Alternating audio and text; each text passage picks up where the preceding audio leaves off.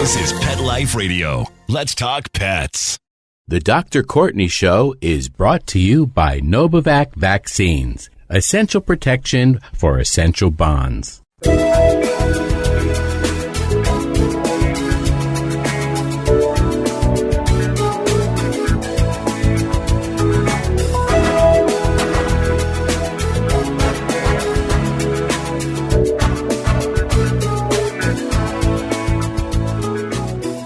Hi, welcome to the DrCourtney Show. I'm Dr. Courtney Campbell. For those of you who've tuned in, thanks again for coming back. For those of you the first time, this is just a wonderful discussion, a wonderful venue to celebrate all of the pet parents out there and all of the people in the pet industry who are working day in, day out in the trenches, doing the best they can for pets. So this is a great forum to discuss that. Like I said, my name is Courtney Campbell. You might see me as a host of Pet Talk on Nat Geo Wild. I'm a veterinarian. I practice in California. I have a focus on surgery and just an all-around pet lover. There are times where I forget to let people know how they can reach out to me. So let me put that in the beginning. That way we get that out of the way. I don't forget that. You could always reach out to me at DrCourtney DVM on Twitter, Instagram. That's totally fine. Any questions you have. I'm really pumped about today. I'm really excited because we've got a lot to get to today. We've got an absolute stellar guest joining me for this podcast.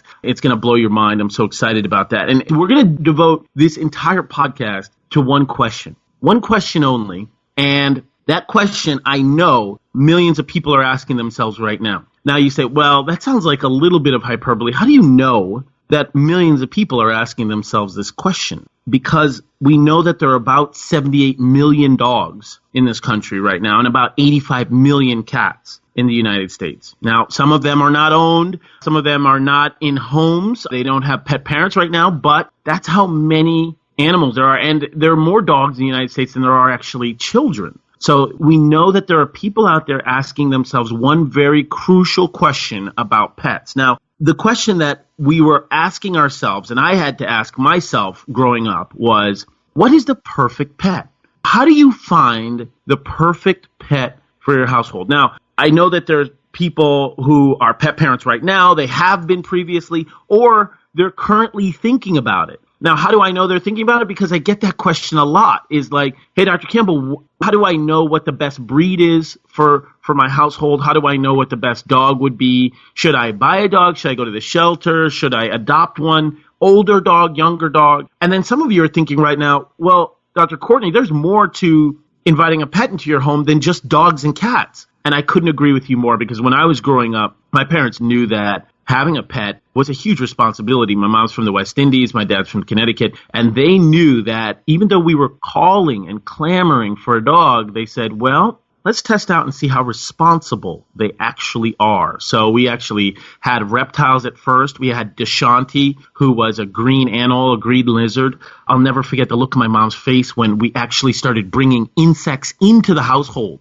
to feed them. She's like, insects don't usually come in, but listen, let's get this all out of the way, because we're joined today by an incredible guest. His name is Dr. Ernie Ward. He's established senior pet care guidelines to general veterinary practices all over the nation.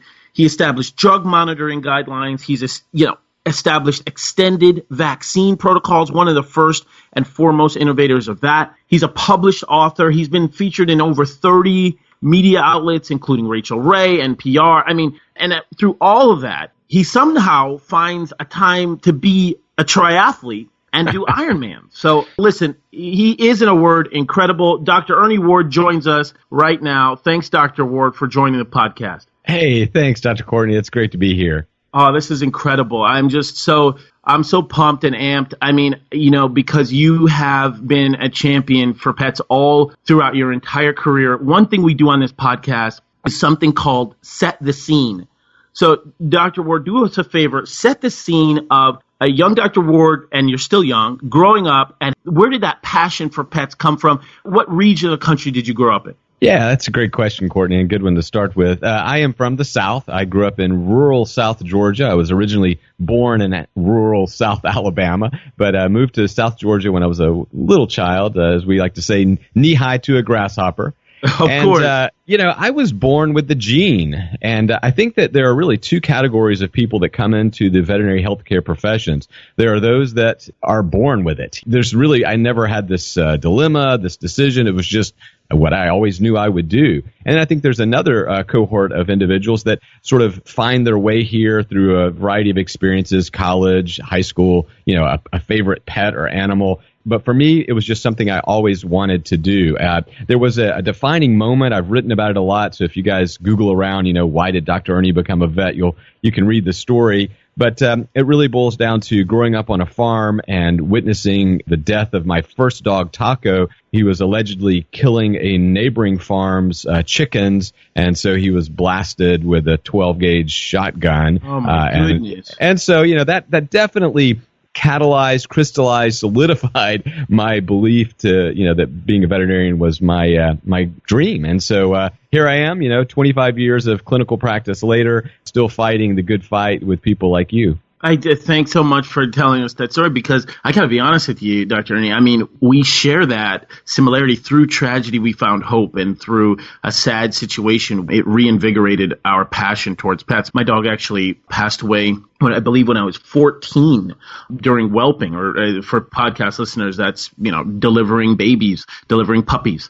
Because, I was growing up, I didn't really understand that, dogs need prenatal care just like humans. Dogs need regular checkups just like humans, especially during that time. And my dog should have been spayed when I was growing up. I mean, the bottom line is, so through our own lived experiences, it turned us into pretty fierce champions for pets all across the world and nation. So that's excellent. We share that. And it's a big profession. And so, there's plenty of room for all sorts of individuals. And, I certainly encounter many colleagues who didn't discover they wanted to be a veterinarian or a veterinary technician until they were well into adulthood. And then, there are others with the stories like we have that from early childhood. So it's a great profession. And if you're listening today and you're thinking maybe, this is something for me, the first thing to do is reach out to your local animal shelter and go and volunteer and actually, get your hands dirty, so to speak, and learn what it's all about. There's so many people who, and I know that you and I could talk forever, but we'll get back to the question of the day. But your point is so well stated, just because I know so many people who have a desire to be veterinarians or have a desire to be in the veterinary health profession, but they haven't seen the expansive nature of everything that's involved. They haven't done research. They haven't volunteered in a small animal veterinary facility. They've never been on a farm. And what I try to impress to young people or people aspiring within the industry is that there is so much in this pet world to enjoy, to have fun with, and so many different avenues that they can explore. It is not just being a veterinarian. I mean, there are so many other things that can be done. Absolutely. It's almost limitless. And I think that that's sometimes the frustration we see amongst our professional colleagues. I think that many people sort of have a misperception about what working in veterinary healthcare is all about. It's not all puppies and kittens and little foals. I mean, this is hard work, a lot of tragedy, as you mentioned earlier, and really you're many times feel underappreciated. So I think it's important that we celebrate the good things, and hopefully the listeners today will take that little bit of time, to send a Facebook message or a tweet out to their favorite veterinary healthcare professionals and say thank you, because too often we don't get the thank yous, and it's a hard job. But I'll tell you, if it's what you are meant to do and what you really are passionate about, the tough stuff you tend to forget, and I really only remember the good. Yeah, you're 100% correct. I may be wrong, but I believe yesterday was National Doctors Day. And so I just want to piggyback on that excellent suggestion. If you're celebrating National Doctors Day or National Nurses Day or National Healthcare Professionals Day, please don't forget about the veterinary profession. You mentioned it's not all just puppies and kittens, and I would agree with that, especially when you're inviting a pet into your home. There's more to having a pet than just puppies and kittens, although I will be honest with you, I am partial to extremely cute dogs. So that is just advanced warning. But, when we're thinking about inviting a pet into our house, there are people listening right now thinking, I do want a pet. And I think that just as humans, and again, you please correct me if you disagree, but I think we're just drawn to life in general. We're just drawn to life And you can see that through various manifestations, whether it's having a fish tank in your house or having a young child in third grade who wants to bring the class gerbil home or class guinea pig. And then, of course, the adult who's living in the middle of the city who wants to be joined at home with their dog. So I guess my question to you is, when you're inviting a pet into your house, are there 3 main tips that you have if finding the perfect pet? Yeah, absolutely. And I think the first begins with your current state, your current lifestyle, your current abilities to bring that pet into your life. Because regardless of if it's a goldfish, a hamster, or a Great Dane, I mean, these all require complete reliance on us, and you've got to be able to give the time and the resources. And when we talk about time, that's really the first sort of barrier I want people to overcome. You know, what is the pet that makes sense for your daily schedule? I mean, if you're in a busy part of your life, you know, maybe in your 20s or your 30s, and you're working a lot, or you have an active social life, is it the right time for a cat or a dog? Maybe, maybe not, but just be aware that there are going to be, you know, specific time responsibilities. You have to walk and exercise your dog. Your cat needs that social interaction, or else. Wait, you know, I'm sorry. So you're telling me I probably don't have to walk or exercise my goldfish? Is that what you're saying? I'm saying you don't have to walk them as much. That's for sure. Okay, The fins help them out. But, fair enough. But regardless, it's that time. And I think that too often we get enamored by the cuteness, as you said, you know, because we're all suckers for those little bundles of fur. But if you don't have the time to commit, then don't bring it into your house, or start out with something that, you know, such as a small mammal that maybe you can have limited interaction with. But time is of all the issues that I have with clients, it's typically the time. And that's, you know, you say, well, wait, what about the money? And what about, you know, having a backyard and all? That's right. But unless you have that space in your life that you're able to commit to them, all the rest of it doesn't count. Yeah, that's such a great point. Your current status, one thing that pops into my head in regards to current status, not only is time, but I also think about health and physical considerations. You've got people who have sometimes mobility issues, and I wonder if a small mammal, like you said, could be suitable for them as opposed to a Great Dane. And then you have individuals such as yourself who are triathletes, distance athletes. And so how much does your physical state, as you mentioned, how much of that influences the type of pet that you would invite into your house? Yeah, huge, and a great point. What I often encounter is we wind up seeing older adults. So now maybe the children are gone, and, you know, there's no pet in the home anymore. The kids are at college, or they've gone off to start their own lives, and they do what I call the default dog. They had a Labrador Retriever when the kids were growing up. Okay, so the classic, you know, white picket fence sort of scenario. And so they go, I'm going to get a dog, and they default to that dog. And now they're 65, like you said, limited mobility. Maybe they want to start taking long vacations, whatever the issues may be. But so they go, I'm going to get a dog. A dog is a Labrador Retriever, and it's highly inappropriate because it's going to require extensive physical activity, interaction. It's a big dog to begin with. So you're right. The other part of this status and where you are is knowing what your physical and mental limitations are. And getting back to that, are you the type of person that wants to take a 2-week cruise? Well, that's great, but is it the right time to bring a dog or a cat into your life? Right. Well, listen, when I was practicing in LA, one of the things that people are really good at doing in Los Angeles is going on vacation. Okay, they're very good at that, and they take it very seriously. So we would see quite a few dogs and cats who would be in boarding or grooming facilities because their parents were going on vacation quite a bit. And so if that's part of your lifestyle, then that seems like something that has to be considered as well. Now, does that blend into your second tip for inviting a pet into your house? What would Dr. Ernie's second tip for finding the perfect pet be? Yeah, first we go to time, second we go to resources, and resources being your yard, your apartment, your home, your financial situation. I mean, big bills. I couldn't agree with you more. Absolutely. I always say that. Yeah, and it really frustrates me sometimes because if you're listening today and you have a dog or a cat, I mean, you already know what I'm telling you. It's, you know, there are going to be costs, and they're not just veterinary bills. I mean, it's food, it's boarding, it's toys, it's devices, it's taking them on a trip, it's grooming. I mean, there are a myriad of expenses. In fact, when we add it all up and we look at what's the total expenditure look like for a pet, it's less than a third your medical bills. So that means you've got 2/3 to 3/4 of all of your expenses are other things. And those other things add up quickly. In fact, last year, Americans spent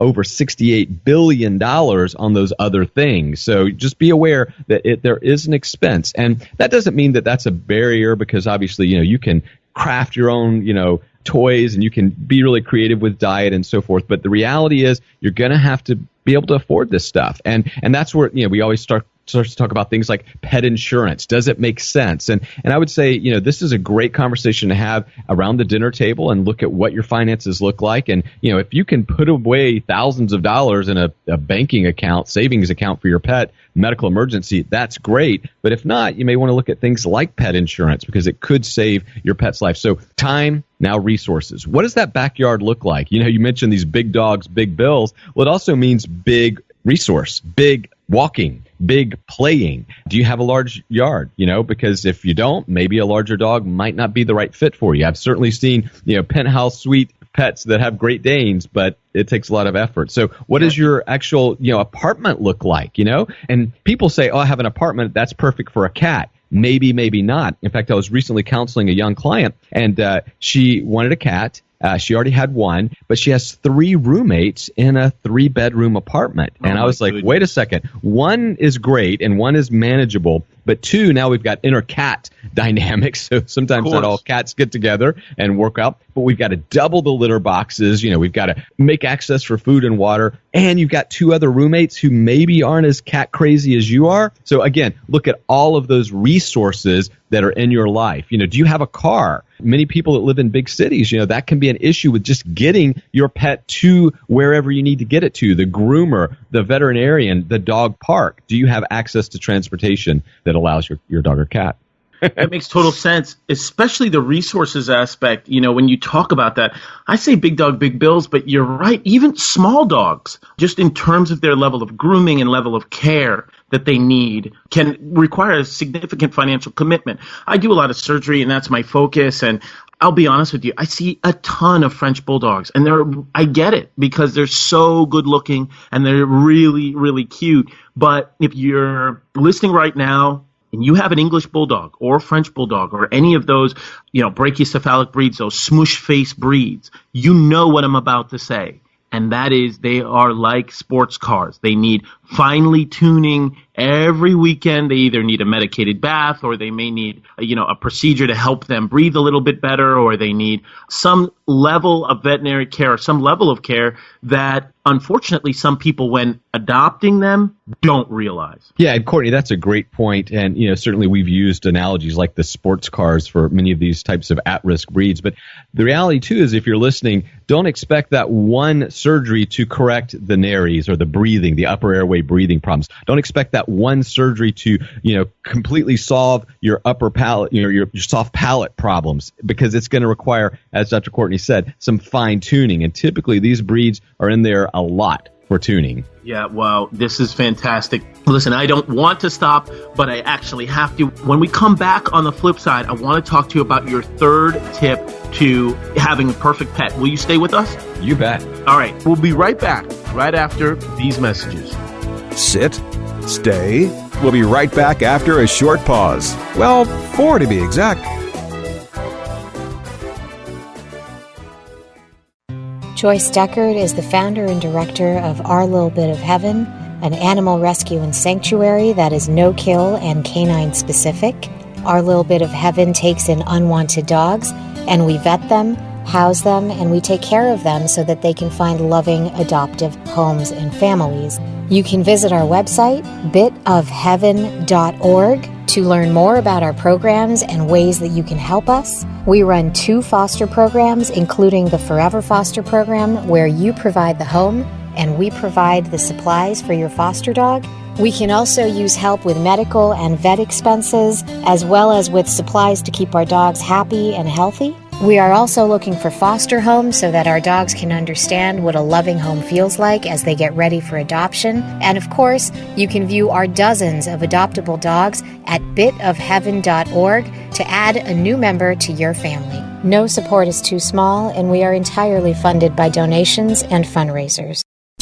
We wear fur, and we're damn proud of it. What? And our 4 legs. And our tail. And we go to the bathroom outside. Well, we may not be too proud of that. Sniff around, then mark your spot right here. Pet Life Radio. Let's talk pets.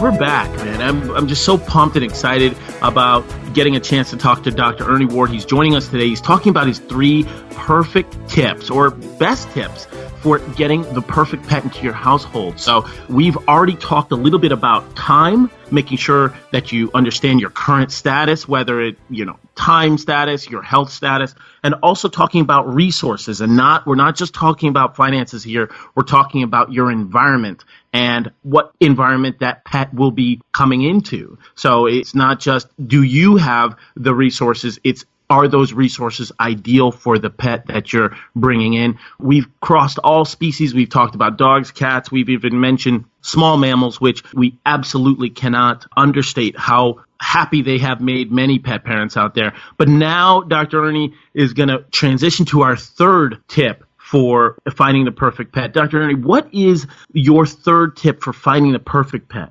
Yeah, and this was the tough one because this is the one that's not evidence-based. This isn't the one that I can sit here and show you a spreadsheet. This is the one that actually matters most, but sometimes, we don't even talk about it because it's so ambiguous, and that is the magic.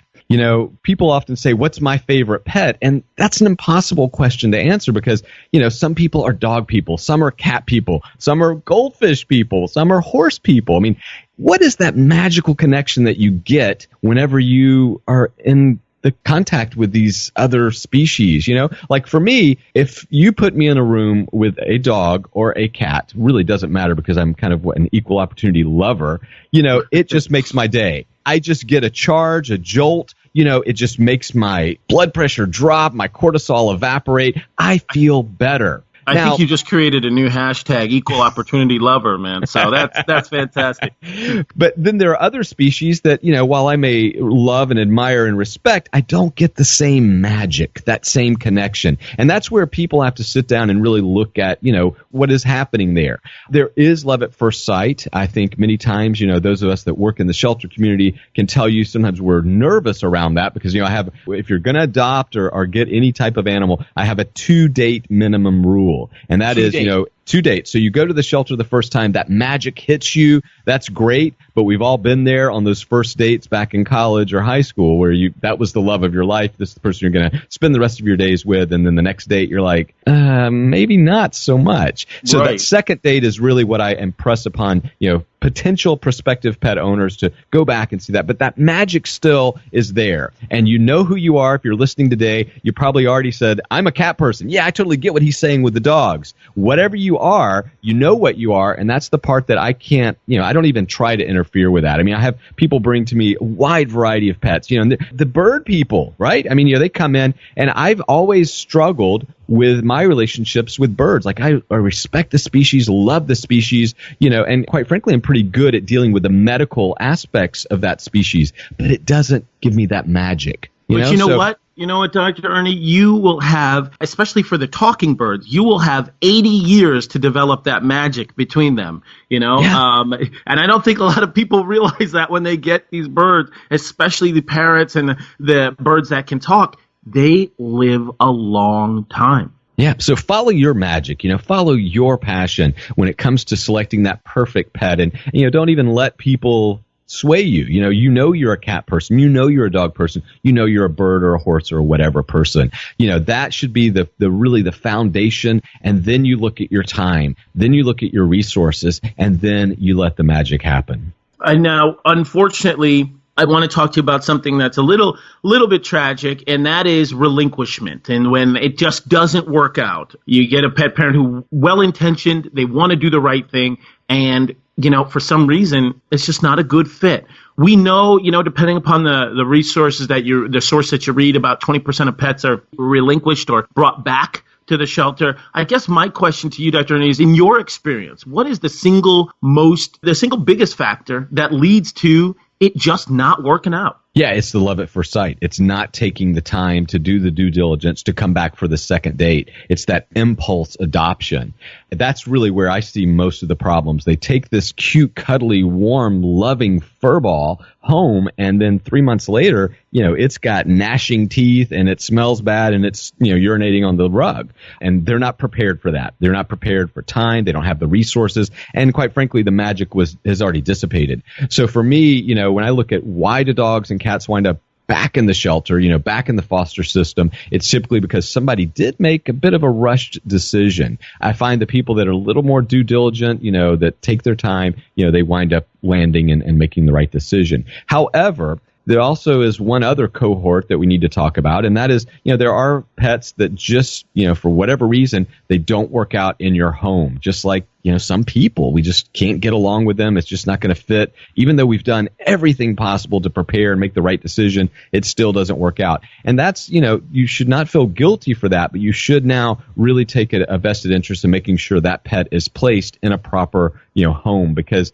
I think too often, if we view them as a disposable commodity, just something we can literally flush down the drain, forget about, then we've really missed the whole point of the relationship, of the magic, of the, I would argue, a spiritual, emotional connection. So just make sure that you understand going into it, this is a commitment for life. You address it like that from the beginning. You say, this is a 20-year commitment to this dog or cat. This is an 80-year commitment for this macaw. Whatever that may be, but you say that's how we're going to address it. And then if things start to go sideways, you really, really work hard. And then if they still flip over, you wind up saying, okay, look, it's not going to work out for me, but I'm darn sure going to make sure that I make sure this pet's cared for.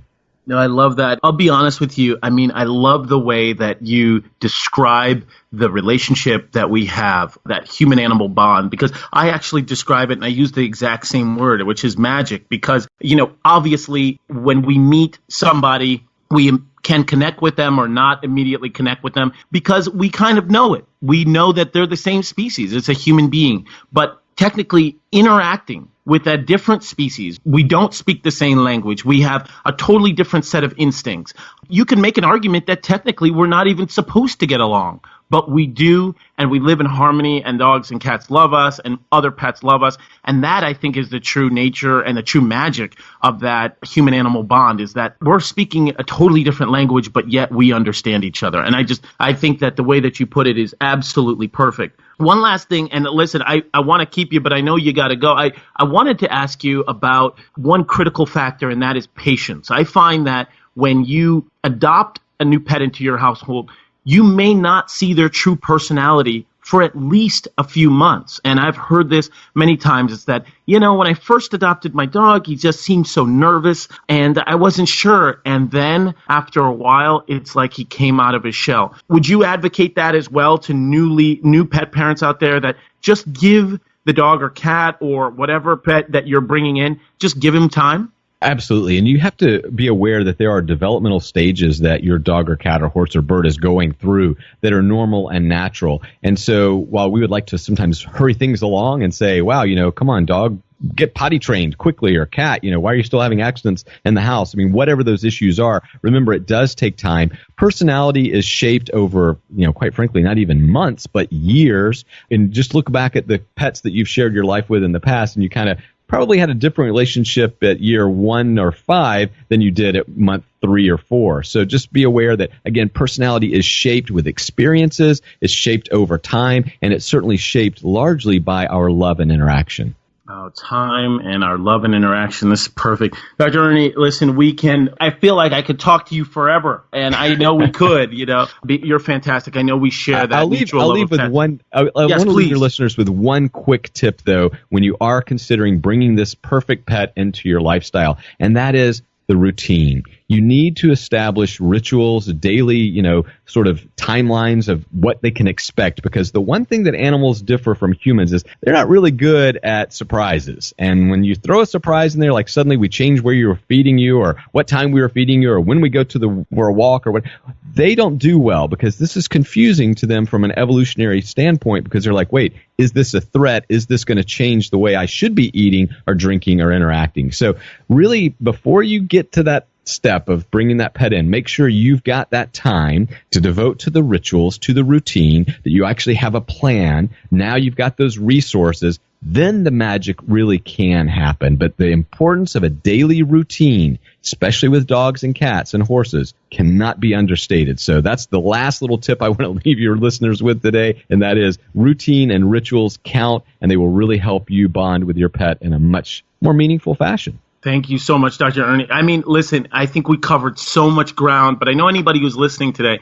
they know that and they've heard some really key information, and it's going to really help guide them when they're thinking about adding a pet to their house. Yeah, and thanks for all you do, Dr. Courtney, because the more we can educate the pet-loving public, the 3/4 almost of over 2/3 of the U.S. homes have pets, the more we can educate them on how to be better stewards for their pets' care, the better those pets are going to be. So thank you for all you're doing. Oh, man, I appreciate you so much. Please, listen, I had so much fun today. Would you mind coming back for a future podcast? Man, I'd love to. Awesome, man. Thanks again, and we'll talk soon. This is perfect. Thanks. Wow. Well, there you have it. That was Dr. Ernie Ward. Fantastic to talk to him. I mean, just a font of information.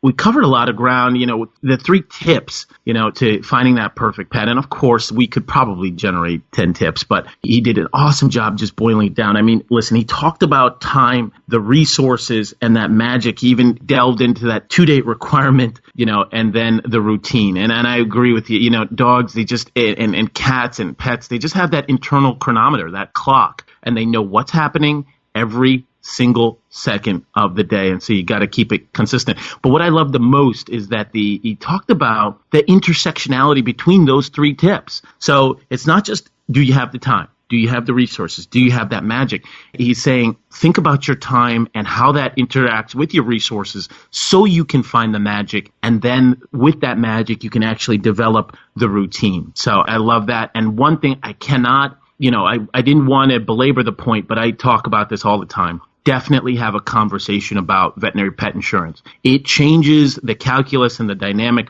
when your pet's experiencing a health emergency or health crisis or just regular wellness appointments, and you realize that there is an expense component involved. So definitely something to think about. Wow, we could talk about this forever, but we've got to go, and I appreciate everybody for joining. Please join us for the next podcast. We're going to be talking to more amazing people like Dr. Ernie Ward. Just wait till you see who we have on our lineup. Until then, keep in mind, there's nothing stronger than the human-animal bond. Talk to you next time. Let's Talk Pets, every week on demand, only on PetLifeRadio.com.